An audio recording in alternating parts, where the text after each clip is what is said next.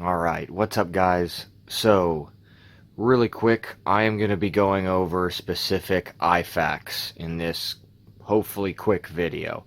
So, before I push on to showing you what I use every single day, active duty military, out in my specific AOR, this is just how I set up things. Now, I know everybody else probably watching this has a completely different way of setting up IFAKs. I imagine you guys have completely different jobs, specific aspects, specific things that you need for yourself. All I'm doing is I'm just showing you what I use. I'm not telling you this is the perfect way. You got to find that out kind of on your own, and I'm just trying to give you guys ideas on what I carry. So there's a lot of different ones I carry around, mainly the VANQUEST. I really like these ones. These are the FATPack. I have two. One is actually on my specific gear, and then I use this one mainly as just kind of an external trauma bag, not for myself, but mainly for other people that I'm around, extra medical equipment. I also have personal stuff on me that's a little bit smaller. I'll probably get into this later. And then I also have my issued one, but I don't really prefer it, actually. It's not too bad what's inside it. I'll get into it another time, but right now I'm just going to show you what I am running. So let me get these out of the way, and we're going to push on to this. I'm going to move the camera a little bit so you can see. This is on my current plate carrier, what I'm using right now, and it's on my back right side. So this is just how I have mine set up. Let me move it down a little bit.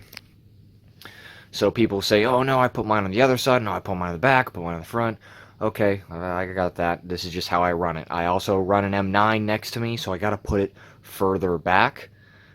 And like I said, an IFAK is for your individual use, and mainly, I mean, you could use it, but mainly it's for someone else to use it on you. But if needed, I can still reach it. So one thing that I really like, let me bring down the camera so it's not as kind of wobbly for everybody.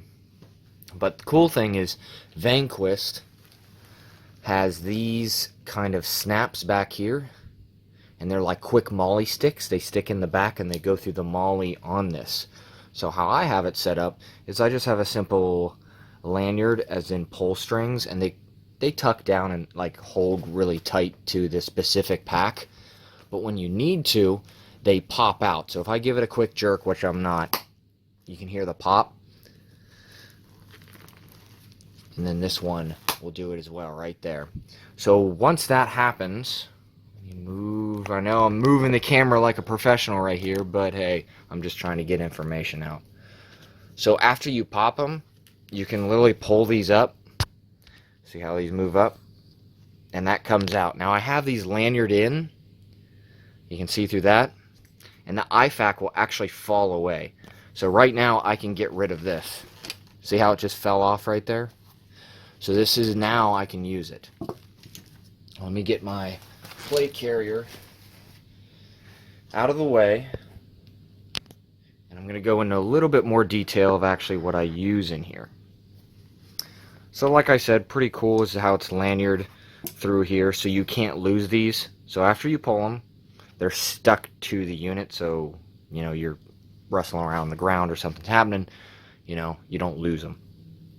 So what I like about the VANQUEST stuff is you can grab the front, and all you do is just pull it down.